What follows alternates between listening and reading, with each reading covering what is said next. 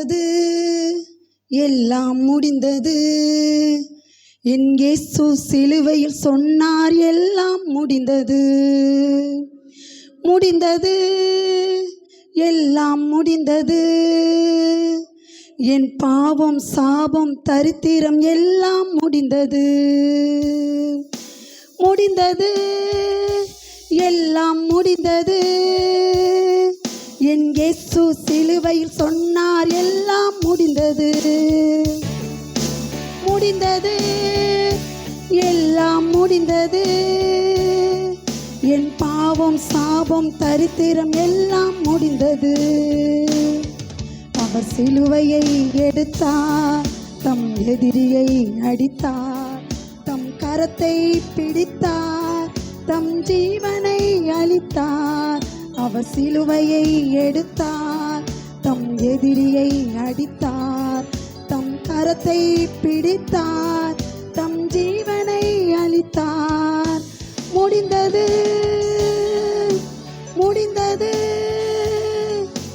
இயேசு எல்லாம் எனக்காய் செய்து முடித்ததால் முடிந்தது, எல்லாம் முடிந்தது. இயேசு எல்லாம் எனக்காய் செய்து முடித்ததால் முடிந்தது, எல்லாம் முடிந்தது. என் இயேசு சிலுவையில் சொன்னார், எல்லாம் முடிந்தது. சோத்திரம் சோத்திரம் தகப்பனே, உமக்கு நன்றி ஏசப்பா. அப்பா, இவ்வளவு நேரமாய் அப்பா நீங்க சிலுவையில் பேசின தகப்பனே 5 வார்த்தைகளை நீ தியானிக்க அப்பா அதை கேட்க நீங்க உதவி செய்ததற்காக நன்றி ஏசப்பா. இப்பொழுதும் தகப்பனே நீங்க 6வது வார்த்தையாக முடிந்ததுங்கிற வார்த்தையை நீர் பேசின வார்த்தை எங்களோட பேசுங்கப்பா, என்னோட பேசுங்க. வந்திருக்கிற ஒவ்வொருவரும் கூட நீர் பேசுங்கப்பா. ஞானத்தின் ஆவியால நிரப்புங்க, நீங்க ஆளுகை செய்யுங்க. உங்க கரத்திலே முழுவதும் என்னை அர்ப்பணிக்கிறேன் ஏசப்பா. பெரிய காரியங்களை செய்யுங்க. இயேசு கிறிஸ்துவின் நாமத்தில் ஜெபம் கேளும் நல்ல பிதாவே, ஆமென். ஹல்லேலூயா. யோவான் எழுதின சுவிசேஷம் 19ஆம் அதிகாரம்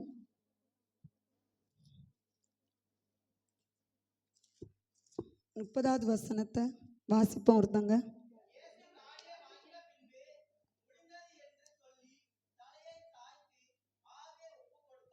ஆமென்.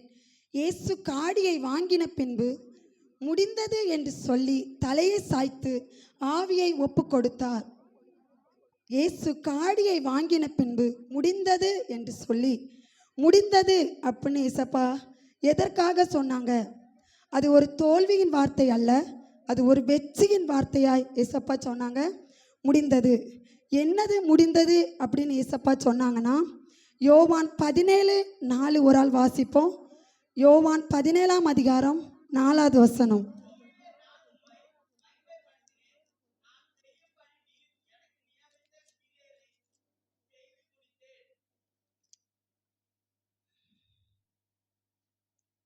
பூமியிலே நான் உம்மை மகிமைப்படுத்தினேன், நான் செய்யும்படி நீர் எனக்கு நியமித்த கிரியை செய்து முடித்தேன்.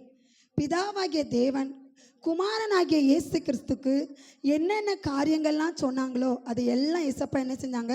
நான் செய்து முடித்தேன் அப்படின்னு என்ன சொன்னாங்க? வெற்றியாய் அந்த வார்த்தையை சொன்னாங்க. யோவான் 4:34 இருக்கு, பிதாவின் சித்தத்தை முடித்தார். மனிதர்களுடைய சித்தத்தை அல்ல, சீசர்களுடைய சித்தத்தை அல்ல, அவங்க சொந்தக்காரங்களோட சித்தத்தை அவர் முடிக்கல, பிதாவின் சித்தத்தை முடித்தார். 1 யோவான் 3:8 ஏசப்பா சொல்லியிருக்காங்க, பிசாசை ஜெயித்து முடித்தார். யோவான் 1:29 பாவத்தை சுமந்து முடித்தார். 1 பேதுரு 2:24 நம்முடைய பாவங்களை என்ன செஞ்சாரு? சுமந்து தீர்த்தார். ஏசப்பா பிதாவாகிய தேவன் என்னென்ன சொன்னாங்க அது எல்லாம் என்ன பண்ணாங்க? ஏசப்பா செய்து முடித்தாங்க. நாம் இப்போ அந்த முடிந்தது அப்படிங்கிற வார்த்தையில் இருக்கிற ஒரு 3 ஆசீர்வாதங்கள், ஒரு 3 பேர் வாழ்க்கையில் எல்லாமே முடிந்தது நினச்சாங்க. ஆனால் தேவன் இல்லை, அதை வெற்றியாய் அந்த வார்த்தைகளை அவங்களுடைய வாழ்க்கையை மாற்றினதை நம்ம என்ன செய்ய போகிறோம்?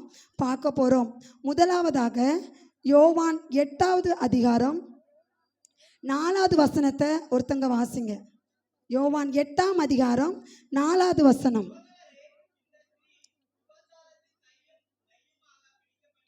5வது வசனமும் படிங்க.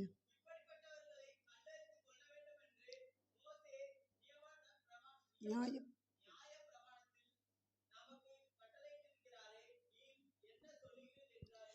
ஆமென்.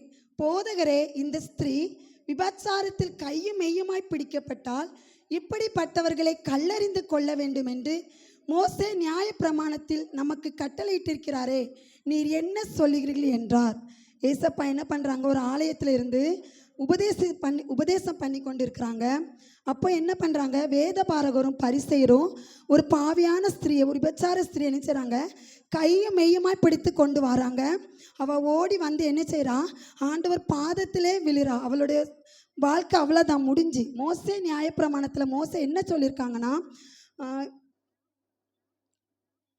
லேவியராகமம் 20ஆம் அதிகாரம் 10ஆம் வசனத்தில் அவங்க என்ன செய்யணும், கண்டிப்பாக கொலை செய்யப்படணும். உபாகமம் 22, 24 அவங்கள என்ன செய்யணும், கல்லறிந்து கொல்லணும். கண்டிப்பாக அவங்க கொலை செய்யப்படணும் தான் இருக்குது. அதுலேருந்து மீட்பே கிடையாது, வேறு வழியே இல்லை. அப்போது இந்த ஸ்திரீ என்ன பண்ணனே தெரியாமல் என்ன பண்ணுறாங்க, ஆண்டவர் பாதத்தில் வந்து விழுறாங்க. ஆனால் ஏசப்பா என்ன செய்கிறாங்க, குனிந்து தன் விரல்னால் தரையில் எழுதி கொண்டே இருக்கிறாங்க. அந்த கூடி வந்த அந்த அவளை கொண்டு வந்த பெரியோர் முதல் சிறியோர் வரை என்ன செய்கிறாங்க, ஒவ்வொருவரும் அவன் மேலே குச்சம் சுமத்திக்கிட்டே இருக்கிறாங்க. இவளை கல்லறிந்து கொல்லணும், இவள் கொலை செய்யப்படணும், இவளுக்கு உயிர் கிடைக்கவே கூடாது அப்படின்னு சொல்லி என்ன பண்ணுறாங்க, சொல்லிகிட்டே இருக்கிறாங்க. ஏசப்பா குனிந்து எழுதி கொண்டே இருக்கிறாங்க. ஒரே ஒரு வார்த்தை சொல்கிறாங்க, அவர்கள் ஓயாமல் அவரை கேட்டுக்கொண்டிருக்கையில் அவர் நிமிர்ந்து பார்த்து, உங்களில் பாவம் இல்லாதவன் இவள் மேல் முதலாவது கல்லறிய கடவன் என்று சொல்லி அவர் மறுபடியும் குனிந்து தரையிலே எழுதினார். இவங்களுடைய நச்சரிப்பை தாங்க முடியலை, ஒயாமல் சொல்லிகிட்டே இருக்கிறாங்க, இவளை கொல்லணும் கொல்லணும் கொல்லணும். அந்த ஸ்திரீ என்ன செய்கிறா, முகங்குப்புற விழுந்த ஆண்டுடைய பாதத்தில் கிடக்கிறா. எப்படின்னா அவளுக்கு சாவு நிச்சயம். ஏசப்பா நம்மளை காப்பாற்றவங்க ஒரு நம்பிக்கை. அவள் வாழ்க்கை முடிந்தது, இதோட முடிந்து, நம்மளை காப்பாற்ற யாருமே இல்லை அப்படின்னு நினைச்சா ஆண்டுடைய பாதத்தில் விழுந்து கிடக்கிறா. ஆனால் ஏசப்பா என்ன சொல்கிறாங்க, உங்களில் குற்றம் இல்லாதவன், உங்களில் பாவம் இல்லாதவன் இவள் என்ன செய்யணும், முதலாவது கல்லெறியணும். என்ன நடக்குது அங்கே பாருங்க, பெரியோர் முதல் சிறியோர் வரை ஒவ்வொருவரை என்ன செஞ்சிட்டாங்க, போயிட்டாங்க. ஒருத்தர் கூட அவளை என்ன செய்யல, ஆக்கினைக்குள்ள தீர்க்கலை. ஏசப்பா அப்புறம் என்ன பண்ணுறாங்க, நிமிர்ந்து பார்த்து கேட்காங்க, ஸ்திரீயே ஒருத்தரையும் காணல, எல்லாரும் எங்கன்னு கேட்குறாங்க. ஒருத்தரும் இல்லை ஏசப்பா அப்படின்னு சொல்லும்போது ஏசப்பா சொல்கிறாங்க, நானும் உன்னை கல்லெறிஞ்சு கொள்ள போகிறதில்ல, நானும் உன்னை ஆக்கினைக்குள்ளாக தீர்க்க போகிறதில்ல, நீ போ, இனி பாவம் செய்யாதே. ஆமென், ஹல்லேலூயா. நம்ம தேவன் எவ்வளோ நல்லவர். அவங்க வாழ்க்கை முடிந்ததே நினச்சி என்ன செஞ்சாங்க, ஆண்டோடைய பாதத்தில் போய் விழுந்தாங்க. ஆனால் ஏசப்பா அவங்களுக்கு என்ன பண்ணாங்க, மறுபடியும் உயிரை கொடுத்து, இனி நீ பாவம் செய்யாத, யார் என்னன்னாலும் சொல்லட்டும், நீ கவலைப்படாத, நிந்திக்கிறவங்க நிந்திக்கட்டும். ஏசப்பாவிடையே நம்மளை நிந்திக்க போகிறாங்க. அந்த சிலுவையில் தொங்கும்போது எவ்வளோ பேர் பரியாசம் பண்ணாங்க, நிந்திச்சாங்க. எல்லாருமே ஆண்டவர்கிட்ட அற்புதங்களை அதிசயங்களை பெற்றவங்க தான். அப்படி அவர் கூடயே இருந்தவங்க கூட ஆண்டவரை நிந்திச்சாங்க. அப்படிப்பட்டவங்க மத்தியில் தேவன் நமக்காக, நம்முடைய பாவங்களுக்காக ஒரு வாயை திறவாத ஆட்டுக்குட்டியை போல என்ன செஞ்சாராம், இருந்தாராம். அதே போல் அந்த ஸ்திரீ என்ன பண்ணா, கடவுள் ஏசப்பா என்னை காப்பாத்துங்க, அவர் பாதத்தில் விழுந்தா. என் வாழ்க்கை முடிந்தது நினச்சி விழுந்தா. ஆனால் ஏசப்பா மறுபடியும் அவளுக்கு ஒரு வாழ்க்கையை கொடுத்து அவளை ஆசீர்வதித்து அனுப்பினார். ஹல்லேலூயா. அடுத்ததாக 1 ராஜாக்கள் 17ஆம் அதிகாரம் 22வது வசனம். 1 ராஜாக்கள் 17:22.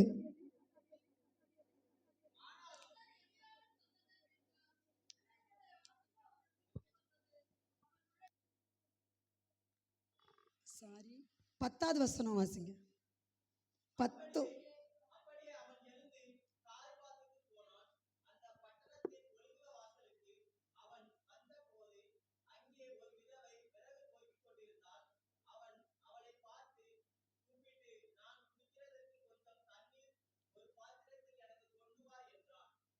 பன்னிரெண்டாவது வசனம். அதற்கு அவள், பானையில் ஒரு பிடி மாவும் கலையத்தில் கொஞ்சம் எண்ணெயுமே அல்லாமல் என்னிடத்தில் ஒரு அடையும் இல்லை என்று உம்முடைய தேவனாகிய கர்த்தருடைய ஜீவனை கொண்டு சொல்கிறேன். இதோ நானும் என் குமாரனும் சாப்பிட்டு செத்து போக அதை எனக்கும் அவனுக்கும் ஆயத்தப்படுத்துகிறதற்கு 2 விறகு பொறுக்குகிறேன் என்றார். இங்கே ஒரு விதவை ஸ்திரியை நம்ம பார்க்குறோம். அந்த தேசத்தில் பஞ்சம் உண்டாயிட்டு, பஞ்சம் கொடியதாய் ஆயிட்டு, அப்போ கொஞ்சோடு தான் மாவும் எண்ணெயும் வீட்டில் இருக்குது.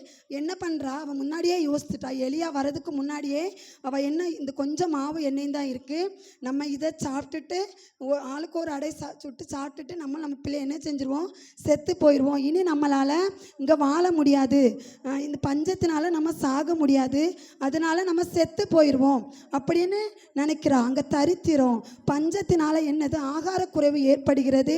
அவளால் என்ன செய்யணும்னே தெரியலை. என்ன தன் வாழ்க்கையை முடித்து கொள்ளணும், இதோட நம்ம வாழ்க்கை முடிந்தது அப்படின்னு நினச்சிட்டு இருக்கும்போது எலியா தீர்க்கதரிசி என்ன செய்கிறாரு, ஆண்டவர் மூலமாக அனுப்பிவிட்டு அங்கே வாராரு. எலியா தீர்க்கதரிசி கேட்குறாங்க, எனக்கு கொஞ்சம் தண்ணீர் கொண்டு வா அப்படின்னு கேட்குறாங்க. அதோடு மட்டும் இல்லை, எனக்கு என்ன செய்ய, ஒரு அப்பம் சுட்டு கொண்டு வா அப்படின்னு கேட்கும்போது அவங்க சொல்கிறாங்க, என்கிட்ட ஒன்றுமே இல்லை, கொஞ்சம் அப்பமும் கொண்டு வர அவள் போகிற போது, அவன் தண்ணி கொண்டு வர போகிற போது அவன் அவளை நோக்கி கூப்பிட்டு, கொஞ்சம் அப்பமும் உன் கையில் எனக்கு கொண்டு வா என்றான். கொஞ்சம் தண்ணி மட்டும் தான் கேட்டாங்கன்னு இவங்க சரி போனாங்க. ஆனால் அப்பமும் கொண்டு வா அப்படின்னு சொன்ன உடனே இவங்க அந்தாலும் சொல்கிறாங்க, தன்னோட நிலைமை என்ன செய்கிறாங்க, அந்த தீர்க்கதரிசிட்ட சொல்கிறாங்க. ஒன்று தீர்க்கதரிசி சொல்கிறாங்க, நீ பயப்படாதே, நீ போ, நீ முதல்ல போய் எனக்கு ஒரு அடை என்ன செய், சுட்டு கொண்டு வா அப்படின்னு சொன்ன மாத்திரத்தில் இந்த அம்மா என்ன செஞ்சாங்க, ஒரு வார்த்தையும் பேசலை, என்ன ஏதுன்னு கேட்கல. என்ன பண்ண, நம்ம என்ன சொல்லியிருப்போம், நானே செத்து போக போகிறேன், என் பிள்ளைக்கு கொடுக்கணுமே, என் பிள்ளை பட்னியாக இருக்கானே அப்படின்னு நினைச்சுவோம், எந்த தாயினாலும் சொல்லுவாங்க. ஆனால் அந்த அம்மா சொல்லலை. அந்த எலியா தீர்க்கதரிசி சொன்னதை விசுவாசித்து போய் என்ன பண்ணாங்க, அவள் போய் 15வது வசனம், அவள் போய் எலியாவின் சொற்படி செய்தாள், அவளும் இவனும் அவள் வீட்டாரும் அநேக நாள் சாப்பிட்டார்கள். என்ன ஒரு ஆச்சரியம், அற்புதம் பாருங்க. அவள் எலியாவின் சொற்படி செஞ்சு முதலாவது அப்பத்தை சுட்டு எலியா தீர்க்கதரிசிக்கு கொடுத்ததுனால அநேக நாள் என்ன செய்கிறாங்க, அவள் மட்டும் இல்லை அவள் வீட்டாரும் என்ன செஞ்சாங்களாம், பஞ்ச காலம் முடியும் வர கர்த்தர் எலியாவை கொண்டு சொன்ன வார்த்தையின்படியே பானையிலே செலவழிந்து போகவும் இல்லை, கலசத்தில் எண்ணெய் குறைந்து போகவும் இல்லை. ஹல்லேலூயா.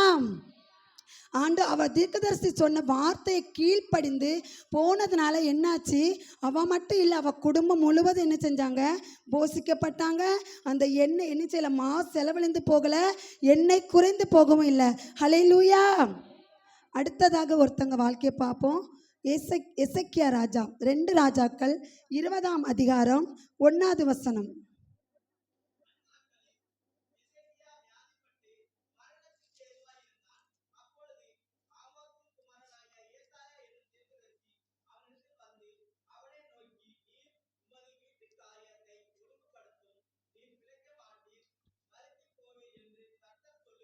அமேன், அமேன்.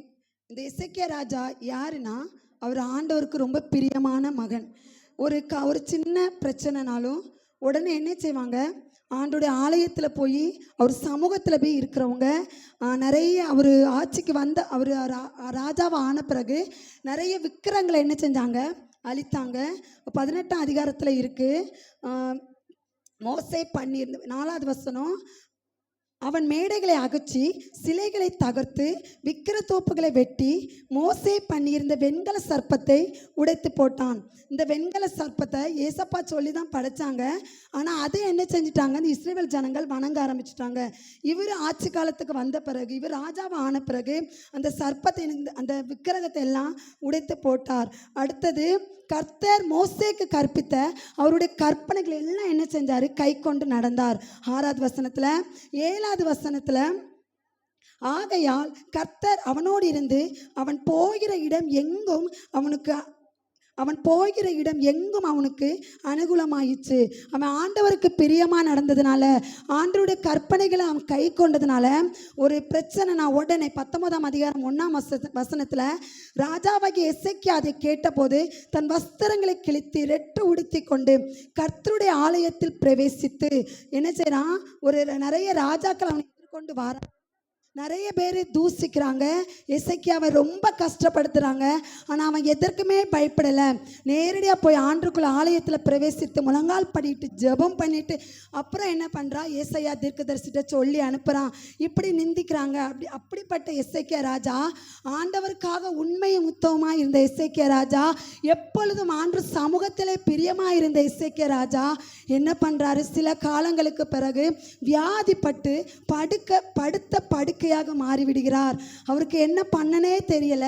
படுத்த படுக்கையாக இருக்கும்போது தான் எசேக்கியா ராஜா படுத்த படுக்கையாக இருக்கும்போது ஆண்டவர் என்ன செய்கிறாரு, ஏசாயா தீர்க்கதரிசியின் மூலமாக போய், நீ போய் எசேக்கியாட்ட போய் சொல்லி, நீர் உமது வீட்டு காரியத்தை ஒழுங்குபடுத்தும், நீர் பிழைக்க மாட்டீர், மரித்து போவீர் என்று என்ன கர்த்தர் சொல்கிறார் என்று சொல்ல சொன்னாங்க ஏசப்பா. உடனே ஏசாயா தீர்க்கதரிசி ஆண்டவருக்கு பிரியமானவர் தான், அவரு ஒரு தீர்க்கதரிசி. அவர் சொல்லுகிற வார்த்தை ஒரு நாள் என்ன ஆகாது, மாறி போகாது. ஆனால் இதை என்ன பண்ணார், இதை கேட்ட உடனே எசேக்கியா ராஜா, ஐயோ தீர்க்கதரிசியே சொல்லிட்டாரு, இனிமேல் நம்ம உயிர் வாழ முடியாது, நம்மளால் இனி ஒன்றும் பண்ண முடியாது. அப்படி என்ன பண்ணல, யோசிக்கவே இல்லை, அப்படியே படுத்து கவலைப்படவே இல்லை, எதுவுமே பண்ணலை. என்ன பண்ணுறாரு, உடனே என்ன பண்றாரு, சுவர் புறமா திரும்பி ஏசப்பாட்ட கேட்கிறாரு, ஏசப்பா கர்த்தாவே, நான் உமக்கு முன்பாக உண்மையும் மன உத்தமமாய் நடந்து உமது பார்வைக்கு நலமானதை செய்தேன் என்பதை நினைத்தருளும். என்ன பண்றாரு, ஒரு தீர்க்கதரிசி சொன்ன உடனே அவருக்கு கவலைப்படலை. ஆண்டவரால் மாற்ற முடியும், ஆண்டவரால் கூடாத காரியம் ஒன்றுமே இல்லைன்னு அவருக்கு கண்டிப்பாக தெரியும். அவரால் செய்யக்கூடாத அதிசயமான காரியம் ஒன்றுமே இல்லை. அவர் நினைச்சா எதனாலையும் மாற்ற முடியும். எசேயா தீர்க்கதரிசி சொன்ன பிறகும் அவருக்கு அதுவரை படுத்தே இருந்தாரு. ஆனால் அவர் சொன்ன மாத்திரத்தில், நான் உயிர் வாழணும் ஏசப்பா, எனக்கு இந்த உயிர் திரும்ப தாங்க அப்படின்னு என்ன செய்கிறாரு, கண்ணீர் விட்டு அழுதாராம். ஒரு ராஜா அழுறது ரொம்ப கஷ்டம். ஏன்னா அவங்கள சுற்றி எப்பவும் ஆட்கள் இருப்பாங்க, அப்படி அழ முடியாது. ஏன்னா ராஜாவே அழுறாருன்னு அந்த தேசத்து ஜனங்கள் எல்லாம் என்ன பண்ணிடுவாங்க, மனசோர்ந்து போயிடுவாங்க. ஆனால் அவர் எதையும் பார்க்கல, சுவர் புறமாக திரும்பி என்ன செய்கிறாரு, கர்த்தரை நோக்கி மிகவும் அழுறாரு. ஆண்டவர் மிகவும் அழுத உடனே ஏசப்பா என்ன செய்கிறாங்க, 20ஆம் அதிகாரம் 5வது வசனத்துல ஏசாயா 4வது வசனம், ஏசாயா பாதி முச்சத்து தான் போயிருக்காரு. சொல்லிட்டு கொஞ்சம் தூரம் தான், அரண்மனைனா எவ்வளோ பெருசாக இருக்குன்னு தெரியும் நம்மளுக்கு, அதில் பாதி முச்சம் தான் போயிருக்காரு. உடனே திரும்பி ஏசாயாவை, நீ திரும்பி உடனே போ, என் மகன்கிட்ட போய் சொல்லு அப்படின்னு சொல்லி ஏசப்பா என்ன சொல்கிறாங்க, நீ திரும்பி போய் என் ஜனத்தின் அதிபதியாகிய எசேக்கியாவை நோக்கி, உன் தகப்பனாகிய தாவீதின் தேவனாயிருக்கிற கர்த்தர் சொல்லுகிறது என்னவென்றால், உன் விண்ணப்பத்தை கேட்டேன், உன் கண்ணீரை கண்டேன், இதோ நான் உன்னை குணமாக்குவேன், 3ஆம் நாளிலே நீ கர்த்தருடைய ஆலயத்துக்கு போவாய். ஆமென், ஹல்லேலூயா. என்ன ஒரு அற்புதம் பார்த்தீங்களா, அவங்க வாழ்க்கையே முடிந்தது. எசேக்கியா ராஜா அப்படி தான் நினச்சி படுத்திருந்தாரு. ஏன்னா அவருக்கு ஒரு சொல்ல முடியாத அளவுக்கு வியாதி, முதுகில் அந்த வியாதி, அவர் ஒழுங்காக படுக்க கூட முடியாது, அவ்வளோ கஷ்டப்பட்டார். என்ன பண்ணனே தெரியாமல் ரொம்ப மரண படுக்கையில் இருந்தார். ஆனால் அவருக்கு ஒரு நம்பிக்கை இருந்து, நான் எப்பொழுதும் ஆண்டவர் தானே நம்புவேன், எனக்கு ஒரு பிரச்சனைனாலும் ஏசப்பா நம்பி தானே நான் போவேன், என் வாழ்க்கை இதோட முடியாது அப்படின்னு நினச்சி ஒரு நம்பிக்கை இருந்திருக்கும். ஆனால் ஏசப்பா என்ன பண்ணாங்க, நீ கவலைப்படாதன்னு சொல்லி ஆண்டவர் என்ன செஞ்சாரு, உன் விண்ணப்பத்தை கேட்டேன், உன் கண்ணீரை கண்டேன், நீ 3ஆவது நாள் என்ன செய்வ, நீ ஆலயத்துக்கு போவேன்னு இந்த வார்த்தையை ஏசப்பா என்ன செஞ்சாங்க, எந்த தீர்க்கதரிசி சொன்னாங்களோ, நீர் உன் வீட்டு காரியத்தை ஒழுங்குபடுத்தும், நீர் சாக போகிறேன் என்று எந்த தீர்க்கதரிசி வாயில சொன்னாரோ அதே தீர்க்கதரிசி மறுபடியும் போய் என்ன சொன்னாரு, நீர் 3 நாளைக்குள்ள ஆலயத்திற்கு போவாய். ஆமென், ஹல்லேலூயா. நம்ம இந்த 3 வார்த்தையை பார்க்கும்போது ஏசப்பா சிலுவையில் நமக்காக என்ன பண்ணாரு, முதலாவது பாவம், விபச்சார ஸ்திரீ, அவள் வாழ்க்கை முடிந்ததுன்னு நினச்சா, நம்மளை காப்பாற்ற யாருமே இல்லைன்னு நினச்சா. ஆனால் ஏசப்பா என்ன செஞ்சாங்க, சிலுவையில் தன் பாவத்தை என்ன செஞ்சாங்க, நம்மளோட பாவத்தை சுமந்து தீர்க்கிற ஆட்டுக்குட்டியாய், ஒரு வாய் திறவாத ஆட்டுக்குட்டி போல அவர் பாவமே செய்யலைங்க, ஒரு பாவம் கூட அவர் செய்யலை. எவ்வளவோ குச்சப்படுத்தினாங்க, எவ்வளவோ அடித்தாங்க, என்ன பண்ண முடியுமோ அவ்வளோக்குள்ள பண்ணாங்க. ஆனால் ஏசப்பா ஒரு வார்த்தை கூட பேசலை, ஒரு பாவம் கூட செய்யலை. ஆனால் என்ன பண்ணார்? நமக்காக, நம்மளுடைய பாவங்களுக்காக, நம்மளுடைய அக்கிரமங்களுக்காக அவர் சிலுவையிலே பாவத்தை சுமந்து தீர்த்தார். அடுத்ததாக தரித்திரம், பஞ்சம். சாரிபாத் விதவை தன் சாக போறேன்னு சொன்னாங்க. இதுக்கு மேலே வாழ முடியாது. ஏன்னா அவளுக்கு எந்த தயவும் இல்லை, அவளுக்கு கணவர் இல்லை, ஒரே ஒரு பிள்ளை, சின்ன பிள்ளை தான். அதால் உழைச்சி கொடுக்க முடியாது. என்ன பண்ண? நான் சாக போறேன்னு இருந்தா, என் வாழ்க்கையை நான் முடித்து கொள்கிறேன் என்று சொன்னான். ஆனால் ஏசப்பா அவளை விடலை. ஏன்னா அவர் நம்ம ஐஸ்வர்யவான்களாய் ஆகும்படி நமக்காக அவர் தரித்திரரானார். நம்மளுக்கு இனிமே தரித்திரம் இல்லை. நம்ம வாழ்க்கையில் இன்றையிலிருந்து பாவம் இல்லை, இன்றையிலிருந்து நம்ம வாழ்க்கையில் தரித்திரம் இல்லை. ஏன்னா ஏசப்பா நம்ம ஐஸ்வர்யவான்களாக ஆகும்படி அவர் தரித்திராய் மாறிவிட்டாரே. அடுத்ததாக எசேக்கியா ராஜனுடைய வியாதி. எப்பேற்பட்ட வியாதியாக இருந்தாலும் தேவனால் குணமாக்க முடியும். நம்ம ஏசப்பா கிட்ட கேட்டால் போதும். எசேக்கியா ராஜாவை விடுதலை, அவர் ஆண்டவருக்கு பிரியமாயிருந்த மனிதன். நீங்கள் நினைக்கலாம், நான் டெய்லி சர்ச்சுக்கு தான் போகிறேன், நான் டெய்லி ஜெபம் பண்ணுறேன், டெய்லி நான் ஆண்டவருக்கு பிரியமாக தானே வாழ்கிறேன், என் வாழ்க்கையில் ஏன் இவ்வளோ பாவம், என் வாழ்க்கையில் ஏன் தரித்திரம், என் வாழ்க்கையில் ஏன் இந்த வியாதி? இல்லைங்க, ஏசப்பா நம்முடைய வியாதியை சுமந்து தீர்த்துட்டார், நம்ம பாவத்தை சுமந்து தீர்த்துட்டார். அவர் சமூகத்தில் எப்பொழுதும் இடைவிடாமல் நம்ம ஆராதிப்போம். ஏன்னா அவர் வெற்றியின் வார்த்தையாய் சிலுவையில் சொன்னாங்க, நான் எல்லாமே முடித்து விட்டேன். ஏசப்பா பிதாவோட சித்தம் அதுதான். பாவிகளை நேசிக்க தான் ஏசப்பா அந்த உலகத்தில் வந்தாங்க. தரித்திரத்தில் இருக்கிறவங்கள தூக்கி எடுக்க தான் ஏசப்பா அந்த உலகத்துக்கு வந்தாங்க. வியாதியோடு மரண படுக்கையில் இருக்கிறவங்க தான். நீங்கள் இந்த சுவிசேஷங்களை வாசித்து பார்த்தா தெரியும், அநேக வியாதிகளை தேவன் மாற்றி இருக்கிறார், அநேகருக்கு தேவன் விடுதலை கொடுத்திருக்கிறார். எல்லாம் பிதாவின் சித்தம். நம்ம வாழ்க்கையிலும் இன்றைக்கு ஏசப்பா சொல்றாங்க, உன்னுடைய பாவம் முடிந்தது, உன்னுடைய தரித்திரம் முடிந்தது, உன்னுடைய வியாதி முடிந்தது. ஆமென், ஹல்லேலூயா. விசுவாசித்தால் நீ தேவனுடைய மகிமை காண்பாய். நாம் எல்லாரும் விசுவாசிப்போம். ஆண்டவர் முடிந்தது அப்படின்னு சொன்னது ஒரு தோல்வியின் வார்த்தை இல்லை, மறுபடியும் அது ஒரு வெற்றியின் வார்த்தையாய், ஒரு ஜெயதொனியின் வார்த்தையாய் தேவன் நமக்காக அதை சொன்னார். ஹல்லேலூயா. முடிந்தது, எல்லாம் முடிந்தது, என் இயேசு சிலுவையில் சொன்னார், எல்லாம் முடிந்தது. எல்லாரும் சொல்லலாமே, முடிந்தது, எல்லாம் முடிந்தது, என் பாவம் சாபம் தரித்திரம் எல்லாம் முடிந்தது. முடிந்தது, எல்லாம் முடிந்தது, என் இயேசு சிலுவையில் சொன்னார், எல்லாம் முடிந்தது. முடிந்தது, எல்லாம் முடிந்தது, என் பாவம் சாபம் தரித்திரம் எல்லாம் முடிந்தது. அவர் சிலுவையை எடுத்தார், தம் எதிரியை அடித்தார், தம் கரத்தை பிடித்தார், தம் ஜீவனை அளித்தார். அவர் சிலுவையை எடுத்தார், தம் எதிரியை அடித்தார், தம் கரத்தை பிடித்தார், தம் ஜீவனை அளித்தார். முடிந்தது, முடிந்தது, இயேசு எல்லாம் எனக்கு செய்து முடித்ததா. முடிந்தது, எல்லாம் முடிந்தது, இயேசு எல்லாம் எனக்கு செய்து முடித்ததா. ஆமென். Thank you Jesus. நன்றி ஏசப்பா. அப்பா, இவ்வளோ நேரமாய் அப்பா முடிந்ததுங்கிற வார்த்தையை நீர் எங்களோடு பேசினதற்காக உமக்கு நன்றி அப்பா. சோத்திரம் சோத்திரம் அப்பா. அந்த வார்த்தைகளை எங்கள் வாழ்க்கையில் அப்பா ஆமென்றும் ஆமேன் என்று நிறைவேறட்டப்பா. உங்கள் கரங்களை முற்றிலும் என்னை தாழ்த்துகிறேன் சப்பா. நீங்கள் மட்டும் பெருகட்டும். இயேசு கிறிஸ்துவின் நாமத்தில் ஜெபம் கேளும் நல்ல பிதாவே, ஆமேன்.